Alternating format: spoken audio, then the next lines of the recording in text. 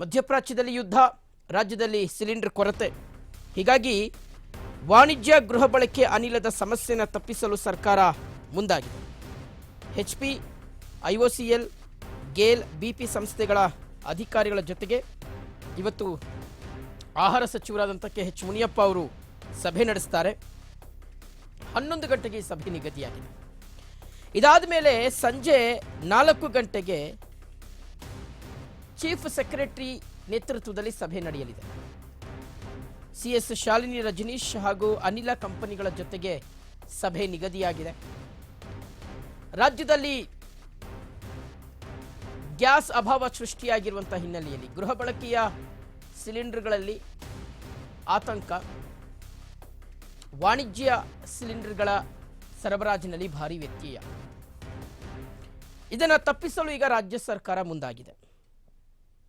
HP, IOCL, GAIL, BP ಸಂಸ್ಥೆಗಳ ಅಧಿಕಾರಿಗಳ ಜೊತೆಗೆ ಸರ್ಕಾರ ಇವತ್ತು ಸಭೆಯನ್ನು ನಡೆಸಲಿದೆ.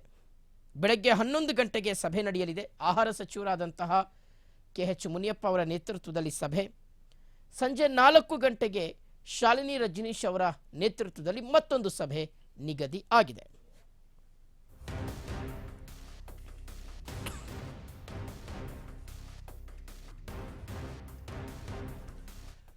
ಓಕೆ, ಡೀಟೇಲ್ಸ್ ಕೊಡ್ತಾರೆ ನಮ್ಮ ಕರೆಸ್ಪಾಂಡೆಂಟ್ ವಿನೋದ್. ಈಗ ದೂರವಾಣಿ ಸಂಪರ್ಕದಲ್ಲಿ ಕನೆಕ್ಟ್ ಆಗಿದ್ದಾರೆ. ವಿನೋದ್, ಈಗ ಇವತ್ತು ಎರಡೆರಡು ಸಭೆ ನಿಗದಿಯಾಗಿದೆ. ಒಂದು KH ಮುನಿಯಪ್ಪ ಅವರ ನೇತೃತ್ವದ ಸಭೆ, ಸಂಜೆ CS ಸಭೆ ಮಾಡ್ತಾರೆ ಅನ್ನುವಂಥದ್ದು.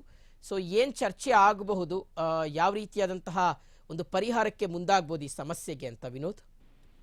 ಶಿವಶಂಕರ್, ಇವತ್ತು ಒಂದು ರಾಜ್ಯದಲ್ಲಿ ಬಿಕ್ಕಟ್ಟು ಎದುರಾಗಿರ್ತಕ್ಕಂಥ ಸಿಲಿಂಡರ್ ಬಿಕ್ಕಟ್ಟಿನ ಬಗ್ಗೆ ಒಂದು ಉನ್ನತ ಮಟ್ಟದ ಸಭೆ. ಯಾಕಂದ್ರೆ ಒಂದೇ ದಿನ ಸತತವಾಗಿ 2 ಸಭೆ ಒಂದು ಇರುವ ಕಾರಣದಿಂದ ಬಹಳ ಒಂದು ಉನ್ನತ ಮಟ್ಟದ ಸಭೆ ಅಂತ ಹೇಳ್ಬೋದು. ಯಾಕಂದ್ರೆ ಇವತ್ತು ಬೆಳಗ್ಗೆ 11 ಗಂಟೆಗೆ ವಸಂತ ನಗರದಲ್ಲಿರ್ತಕ್ಕಂಥ ಒಂದು ಆಹಾರ ನಿಗಮದಲ್ಲಿ ಸಚಿವ KH ಮುನಿಯಪ್ಪ ಅವರ ನೇತೃತ್ವದಲ್ಲಿ ಒಂದು ಸಭೆ ಆಗುತ್ತೆ. ಆ ಒಂದು ಸಭೆಯಲ್ಲಿ HP ಆಗಿರ್ಲಿ, ಗೇಲ್ ಆಗಿರ್ಲಿ, ಜೊತೆಗೆ ಇಂಡಿಯನ್ ಆಯಿಲ್ ಆಗಿರ್ಲಿ, ಜೊತೆಗೆ ಇನ್ನು ಹಲವು ಒಂದು ಅನಿಲ ಸರಬರಾಜು ಕಂಪನಿಗಳ ಜೊತೆ ಇವತ್ತು ಸಭೆಯನ್ನು ಮಾಡಲಿದ್ದಾರೆ. ಆ ಒಂದು ಸಭೆಯಲ್ಲಿ ಸರ್ಕಾರ ಮಟ್ಟದಲ್ಲಿ ಒಂದು ಸೆಕ್ರೆಟರಿ, ಆಹಾರ ಇಲಾಖೆ ಸೆಕ್ರೆಟರಿ ಆಗಿರ್ತಕ್ಕಂಥ ಕನಗಾವಲ್ಲಿ ಆಗಿರ್ಲಿ, ಮತ್ತೆ ಜೊತೆಗೆ ಕಮಿಷನರು, ಇನ್ನು ಹಿರಿಯ ಅಧಿಕಾರಿಗಳು ಭಾಗಿಯಾಗಿದ್ದಾರೆ. ಯಾಕಂದ್ರೆ ಸತತವಾಗಿ 1 ವಾರಗಳ ಕಾಲದಿಂದ ನಿರಂತರವಾಗಿ ಒಂದು 2 ದಿನ ಗ್ಯಾಪಿನಲ್ಲಿ ಒಂದು ಸರ್ಕಾರ ಮಟ್ಟದಲ್ಲಿ ಸಭೆ ಆಗ್ತದೆ. ಆ ಒಂದು ಸಭೆಯಲ್ಲಿ ಪ್ರಸ್ತುತವಾಗಿ ರಾಜ್ಯದಲ್ಲಿ ಇಲ್ಲಿವರೆಗೂ ಸಹ ಒಂದು ಎಷ್ಟು ಒಂದು ಸಿಲಿಂಡರ್ ಸಪ್ಲೈ ಆಯ್ತು ಅಂದ್ರೆ ವಾಣಿಜ್ಯ ಸಿಲಿಂಡರ್ಗಳು ಎಷ್ಟು ಸಪ್ಲೈ ಆಗಿದೆ, ಜೊತೆಗೆ ಗೃಹ ಬಳಕೆ ಸಿಲಿಂಡರ್ಗಳು ಎಷ್ಟು ಸಪ್ಲೈ ಆಗಿದೆ, ಜೊತೆಗೆ ಇನ್ನೂ ರಾಜ್ಯಕ್ಕೆ ಎಷ್ಟು ಬೇಕು. ಯಾಕಂದ್ರೆ ಕೆಲವಷ್ಟು ಜನಗಳು ತುಂಬಾ ಗಾಬರಿಯಿಂದ ಒಂದು ಸಿಲಿಂಡರ್ಗಳು ಬುಕ್ ಮಾಡುವಂತ ಕೆಲಸಗಳನ್ನ ಮಾಡ್ತಿದ್ರೆ, ಇನ್ನು ಅದೊಂದು ಕಡೆ ಮತ್ತೊಂದು ಕಡೆ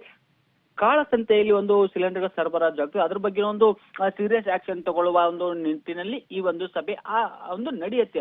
ಇದಾದ ಬಳಿಕ ಸಂಜೆ 4 ಗಂಟೆಗೆ ರಾಜ್ಯದ ಮುಖ್ಯ ಕಾರ್ಯದರ್ಶಿ ಆಗಿರ್ತಕ್ಕಂಥ ಡಾಕ್ಟರ್ CS ಅಂದ್ರೆ ಶಾಲಿನಿ ರಜನೀಶ್ ಅವರ ನೇತೃತ್ವದಲ್ಲಿ ಒಂದು ಉನ್ನತ ಮಟ್ಟದ ಸಭೆ ನಡೆಯುತ್ತೆ. ಸಭೆಯಲ್ಲಿ ಅದೇ ಈಗ ಗೇಲ್ ಆಗಿರೋದು, BP ಆಗಿರೋದು, ಜೊತೆಗೆ IOCL ಆಗಿರೋದು, ಇವ್ರುಗಳು ಇರ್ತಾರೆ. ಜೊತೆಗೆ ಇವ್ರುಗಳ ಸಭೆಯಲ್ಲಿ ಒಂದು DGIG ಸಲೀಂ ಅಹಮದ್, ಜೊತೆಗೆ ಪೊಲೀಸ್ ಆಯುಕ್ತರು ಸೀಮಂತ್ ಕುಮಾರ್, ಬೆಂಗಳೂರು ಜಿಲ್ಲಾಧಿಕಾರಿ, ಮತ್ತೆ GBA ಮುಖ್ಯ ಆಯುಕ್ತ ಮಹೇಶ್ವರ ರಾವ್ ಇವ್ರುಗಳು ಇಂದಿನ ಸಭೆಯಲ್ಲಿ ಭಾಗಿಯಾಗಲಿದ್ದಾರೆ. ಸೊ ಹಾಗಾಗಿ ಇಂದಿನ ಸಭೆಯಲ್ಲಿ ಮತ್ತೊಂದು ಸ್ವಲ್ಪ ಇನ್ಸ್ಟ್ರಕ್ಷನ್, ಯಾಕಂದ್ರೆ ಈಗಾಗಲೇ ಒಂದು ಹಾರ್ಮೋಜ್ ಜಲಸಂಧಿ ದಾಟಿ 2 ಹಡಗುಗಳು ಬಂದಿದೆ. ಸೊ ಹಾಗಾಗಿ ಆ ಒಂದು 2 ಹಡಗುಗಳಲ್ಲಿ ಒಟ್ಟು ದೇಶಕ್ಕೆ 65 ಸಿಲಿಂಡರ್ಗಳು ತುಂಬಿಸುವಷ್ಟು ಕೆಪಾಸಿಟಿ ಆ ಒಂದು ಗ್ಯಾಸ್ಗಳನ್ನ ಹೊತ್ತು ತೆಗೆದುಕೊಂಡು ಬಂದಿದೆ ಹಾರ್ಮೋಜ್ ಜಲಸಂಧಿ 2 ಹಡಗುಗಳು.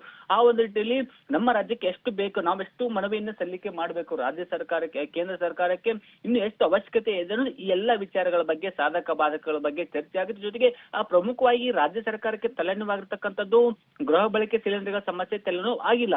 ಈ ಒಂದು ವಾಣಿಜ್ಯ ಉಪಯೋಗ ಬಳಸತಕ್ಕಂಥ ಒಂದು ಸಿಲಿಂಡರ್ಗಳಿದೆ, ಆ ಒಂದು ಸಿಲಿಂಡರ್ಗಳ ಸಮಸ್ಯೆ ಆಗಿರುವ ಕಾರಣದಿಂದ ಒಂದು ವೇಳೆ ನಮ್ಮ ರಾಜ್ಯಕ್ಕೆ ಏನಾದ್ರೂ ಇಂತಿಷ್ಟು ಲಕ್ಷ ಅಂತ ಸರಬರಾಜು ಆದಂತ ಸಂದರ್ಭದಲ್ಲಿ ಅವುಗಳನ್ನ ಯಾವ ಮಾನದಂಡಗಳ ಮೇಲೆ, ಯಾಕಂದ್ರೆ ವಾಣಿಜ್ಯ ಹೋಟೆಲ್ಗಳಿಗೆ ಒಂದು ಕೊಡಬೇಕು, ಅವುಗಳನ್ನ ವಾಣಿಜ್ಯ ಸಿಲಿಂಡರ್ಗಳನ್ನ ಹೋಟೆಲ್ಗಳಿಗೆ ಕೊಡ್ಬೇಕಾ, ಕೊಟ್ಟರು ಎಷ್ಟು ಕೊಡಬೇಕು. ಯಾಕಂದ್ರೆ ನಮ್ಮ ರಾಜ್ಯದಲ್ಲಿ ಪ್ರಸ್ತುತವಾಗಿ 40,000ಕ್ಕೂ ಹೆಚ್ಚು ಸಿಲಿಂಡರ್ಗಳ ಬೇಡಿಕೆ ಇದೆ ಪ್ರಸ್ತುತವಾಗಿ ರಾಜ್ಯದಲ್ಲಿ ಪರ್ ಡೇ ವಾಣಿಜ್ಯ ಸಿಲಿಂಡರ್. ಅವುಗಳ ಪೈಕಿ ನಾವು ಎಷ್ಟುಗಳನ್ನು ತೆಗೆದುಕೋಬೇಕು ಅನ್ನುವ ನಿಟ್ಟಿನಲ್ಲಿ ಈ ಎಲ್ಲಾ ವಿಚಾರಗಳ ಬಗ್ಗೆ ಇವತ್ತು ಸಭೆಯಲ್ಲಿ ಚರ್ಚೆ ಆಗಲಿದೆ. ಶಿವಶಂಕರ್.